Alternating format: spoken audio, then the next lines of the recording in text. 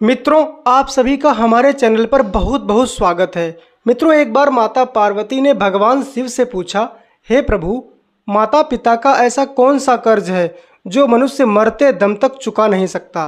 तो भगवान शिव कहते हैं, हे पार्वती, माता पिता ईश्वर की अनमोल रचना है।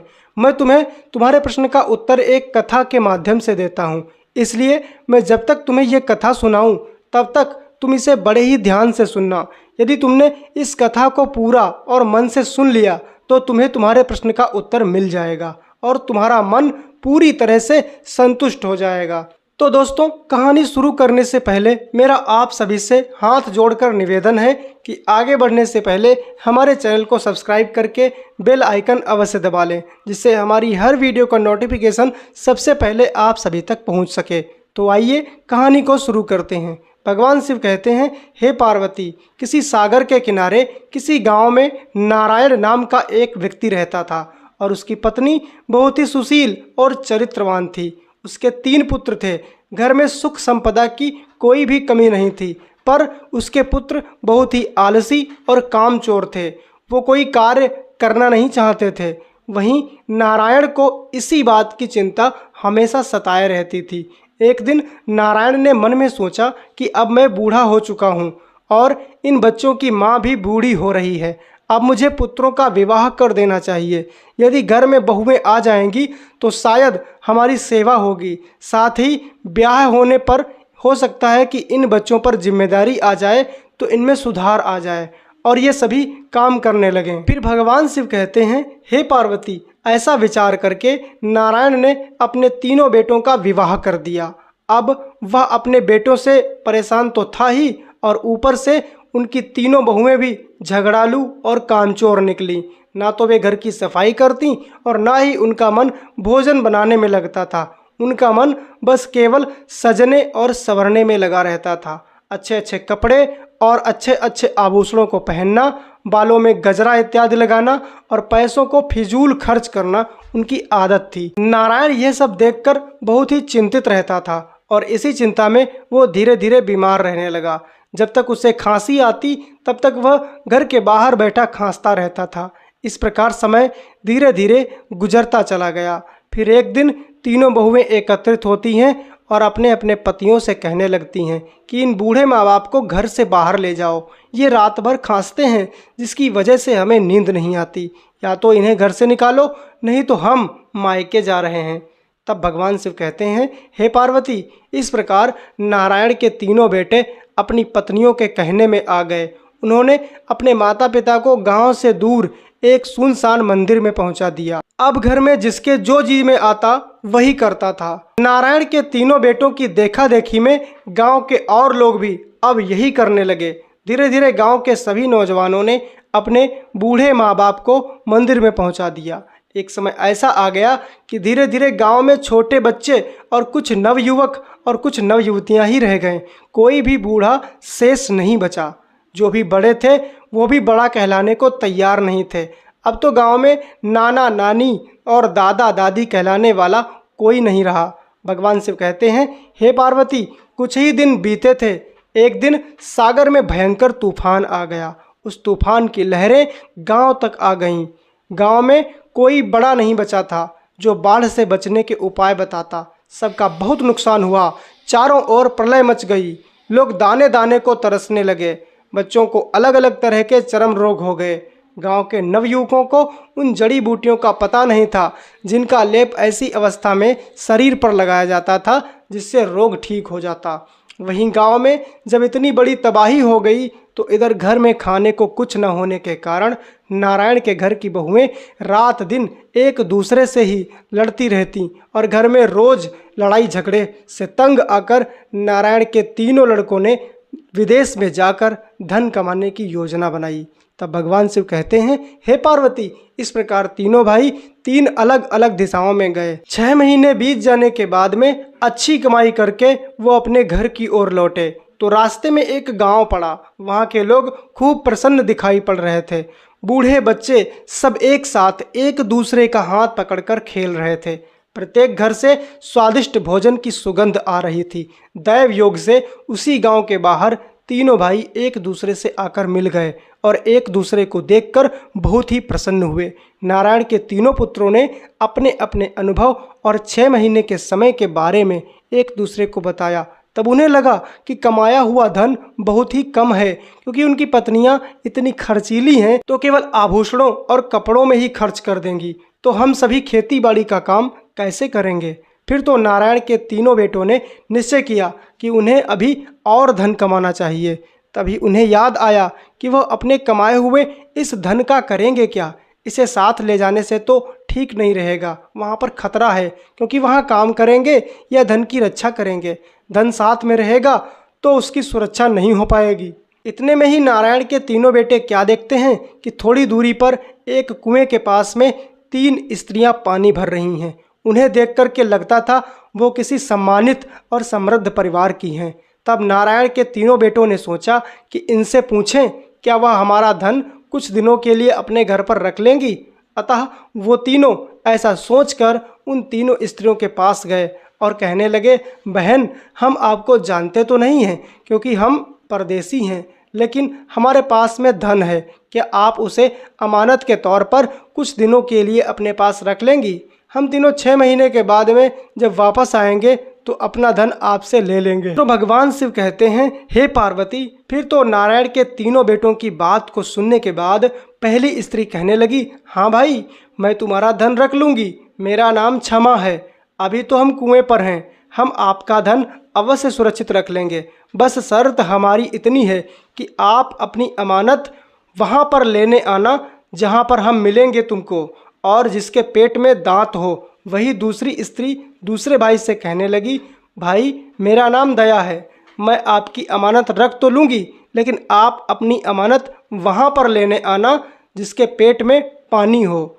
और तीसरी स्त्री नारायण के तीसरे बेटे से कहने लगी, अरे भाई, मेरा नाम श्रद्धा है। हम भी आपकी अमानत को अपने पास सुरक्षित रख लेंगे, लेकिन आप अपनी अमानत जब हमारे पास से वापस लेने आएँ तो वहाँ पर लेने आना जहाँ पर हम मिलेंगे। और हम कहाँ मिलेंगे? जिसके पेट में मूंछ हो। भगवान शिव कहते हैं, हे पार्वती। इस प्रकार तीनों भाई इन शर्तों को सुनकर चकरा गए और पूछ बैठे, बहनों, आपने ऐसी शर्त क्यों रखी और इस शर्त का क्या अर्थ है? तब वो तीनों कहने लगी, शर्त इसलिए रखी है कि इस शर्त के बारे में केवल आप लोग ही जानते हैं, और हमें विश्वास रहेगा कि अपना धन आप लोग ही लेने आएंगे। आपकी जगह पर कोई और नहीं लेने आ पाएगा। जहाँ तक इनके अर्थ की बात है तो इसका मतलब तो कोई बड़ा बूढ़ा अनुभवी व्यक्ति ही बता सकता है। तब तीनों भाइयों ने सोचा, यह बात तो जब हम लौटेंगे तो यहाँ किसी गांव के बुजुर्ग से पूछ लेंगे। कम से कम ये धन तो निश्चित है कि इनके पास में सुरक्षित रहेगा। अभी हम इसके पास धन को रखकर और धन को कमाने के लिए विदेश में चलें। भगवान शिव कहते हैं, हे पार्वती। इस प्रकार नारायण के तीनों बेटों ने अपना सारा धन उन तीनों स्त्रियों के पास रख दिया और खुशी खुशी धन रखने के बाद में धन कमाने के लिए परदेश चले गए। और 6 महीने के पश्चात वो तीनों भाई फिर लौटे और उसी कुएं पर बैठे जिस कुएं पर उन तीनों स्त्रियों से मुलाकात हुई थी। परंतु लंबी प्रतीक्षा के बाद भी उन स्त्रियों का कुछ भी पता नहीं चला। उन्होंने सोचा कि कहीं वो स्त्रियां धन लेकर भाग तो नहीं गईं। फिर तो उन्होंने गांव के लोगों से उन स्त्रियों का नाम बताकर उनका पता ठिकाना पूछा। तो गांव का एक वृद्ध कहने लगा, अरे भाई, हमारे गांव में हर घर में रहने वाली स्त्री दया, क्षमा और श्रद्धा का रूप है। सब में इतनी क्षमा है कि कोई चोर के पकड़े जाने पर भी उसे चोट नहीं पहुंचाता। और सब में इतनी दया है कि कोई भिखारी हमारे घर से भूखा नहीं लौटता। और श्रद्धा तो हमारे गांव की हर एक स्त्री में है, क्योंकि वह सब अपने से बड़ों का आदर करती हैं, उन्हें सम्मान देती हैं। अब तुम बताओ कि तुम लोग किसको ढूंढ रहे हो? तब गांव के वृद्ध की बात को सुनकर नारायण के तीनों बेटे बड़े हैरान हो गए। उन्हें कुछ समझ में नहीं आ रहा था। तब उन्होंने अपनी वो शर्तें दोहराई जो उन स्त्रियों ने बताई थी। तो वृद्ध व्यक्ति कहने लगा, यह बात तुम्हें मैं नहीं बता सकता। ये बात तो तुम्हें अपने घर के किसी बुजुर्ग से, अपने माता पिता से पूछनी चाहिए। मैं इसके बारे में तुम्हें कुछ भी नहीं बता पाऊँगा। तब तीनों भाई उदास होकर अपने घर की ओर चले और चलते चलते रास्ते में छोटे भाई को याद आया, अरे भाई, इन शर्तों का अर्थ हमें अपने माता पिता के पास चलकर पूछना चाहिए। तब सबसे बड़ा भाई कहने लगा, भाई क्या बात करते हो? हमने बुढ़ापे में अपने माँ बाप की सेवा नहीं की, उन्हें घर से निकालकर मंदिर में पहुंचा दिया। अब हम कौन सा मुंह लेकर उनके पास जाएंगे? हमने उनके साथ में आज तक कोई अच्छा व्यवहार ही नहीं किया है। तभी बीच वाला भाई कहने लगा, अरे भूल किससे नहीं होती, हमें अपने माता पिता के पास में चलने में कैसी शर्म, चलो माता पिता के पास चलते हैं। भगवान शिव कहते हैं, हे पार्वती। फिर वे तीनों अपने माता पिता के पास मंदिर में पहुँचे। वर्षों के बाद अपने पुत्रों को देखकर नारायण और उसकी पत्नी बहुत ही प्रसन्न हुए। उनकी खुशी का कोई ठिकाना नहीं रहा, क्योंकि विद्वान भी कहते हैं, अगर माँ ने ममता लुटाई न होती तो ममता मई माँ कहाई न होती। जैसे किसान अपनी फसल को देखकर खुश हो जाते हैं, उसी तरह से माँ बाप अपने पुत्रों और पुत्रियों को देखकर खुश होते हैं। इस प्रकार बूढ़े माता पिता ने अपने तीनों बच्चों को गले से लगा लिया और उनके आने का कारण पूछा। तब लड़कों ने अपने आने का कारण बताया। उन्होंने वही तीनों शर्तें बताई। फिर तो तीनों शर्तें सुनकर नारायण और उसकी पत्नी कहने लगे, तुम एक काम करो, उस गांव में जिस घर में आम, नारियल और अनार के पेड़ हों, तुम वहां पर जाओ, तुम्हें वहां पर वो तीनों स्त्रियां मिल जाएंगी। नारायण कहने लगे, तुम में से जिसको भी स्त्री ने पेट में पानी होने की बात कही, वो नारियल के पेड़ वाले के घर में चला जाए, और जिसको पेट में दांत होने की बात कही है, वो अनार के पेड़ वाले घर में चला जाए, और जिसको पेट में मूंछ के लिए कहा है, वो आम के पेड़ वाले घर में चला जाए। इसके आगे भगवान शिव कहते हैं, हे पार्वती। इस प्रकार इतना सुनते ही तीनों भाई तुरंत ही उस गांव में पहुँचे और उन घरों को खोज लिया, और तीनों भाई अपना अपना धन लेने के लिए क्षमा, श्रद्धा और दया के घर पहुँच गए, और उन्होंने खुशी खुशी अपना धन ले लिया। तभी वहाँ पर क्षमा, श्रद्धा और दया उन तीनों व्यक्तियों से कहने लगी, तुम्हें तुम्हारा धन तुम्हारे बूढ़े माँ बाप की वजह से मिला है, जिनके बुढ़ापे पर तुम्हें थोड़ी सी भी दया नहीं आई, और तुमने अपने बूढ़े माता पिता को घर से बाहर निकाल दिया और एक मंदिर में पहुंचा दिया। हमेशा एक बात का ध्यान रखना, माँ बाप चाहे कितने भी बूढ़े क्यों ना हो जाएं, संतान को उनकी सेवा अवश्य ही करनी चाहिए, क्योंकि आज तुम्हें जब आवश्यकता पड़ी तो तुम अपने बूढ़े माँ बाप के पास पहुँच गए, और उनके ज्ञान के आधार पर ही तुम हमारे पास तक पहुँच सके, जिससे तुम्हें तुम्हारा धन मिल सका। और यदि जिस प्रकार तुमने अपने बूढ़े माँ बाप को ठुकरा दिया था, उन्हें घर से निकाल दिया था, यदि वो भी तुम्हारी तरह करते और तुम्हारी किसी भी बात का जवाब नहीं देते, तो शायद तुम हमारे पास तक कभी पहुंच ही नहीं पाते, और ना ही तुम्हारा धन तुम्हें वापस मिल पाता। सदैव याद रखना, माँ बाप जब बूढ़े हो जाते हैं, भले ही वो कमाई करके उस समय पर आपको नहीं दे सकते, परंतु आपके बच्चों में अच्छे संस्कार पैदा करके आपकी आने वाली पीढ़ी को वो महान बना सकते हैं। जिस प्रकार पेड़ पर जब फल आना बंद हो जाते हैं तो लोग उन्हें कटवा देते हैं, मगर वो ये नहीं सोचते कि जिस पेड़ ने जीवन भर फल दिया है, यदि अब वो फल देना बंद हो गया, यानी पेड़ बूढ़ा हो गया, तो उसे काटना नहीं चाहिए। कुछ लोग गौ माता जब तक दूध देती है तब तक उन्हें घर में रखते हैं, उसके बाद उन्हें घर से निकाल देते हैं। ये उचित नहीं है, क्योंकि उन्होंने जीवन भर हमें अपने दूध से सींचा है, और अब जब बुढ़ापे पर वो दूध नहीं दे सकती तो उन्हें ऐसे मरने के लिए छोड़ देना पाप का भागीदार बनाता है। अंत में दया कहती है कि जो अपने बूढ़े माँ बाप पर दया नहीं करता, उसके ऊपर मैं कभी दया नहीं करती। ऐसे मनुष्य के ऊपर मेरी कभी कृपा नहीं होती, और जब तक किसी मनुष्य के ऊपर मेरी कृपा नहीं होती, तब तक उसके ऊपर संकट के समय में संसार का कोई भी जीव ऐसे मनुष्य के ऊपर दया नहीं करता। इसलिए हमेशा ध्यान रखना, मनुष्य कभी भी अपने बूढ़े माँ बाप का वो कर्ज नहीं उतार सकता, जो कर्ज माँ ने 9 महीने पेट में रख करके आपको पाला है।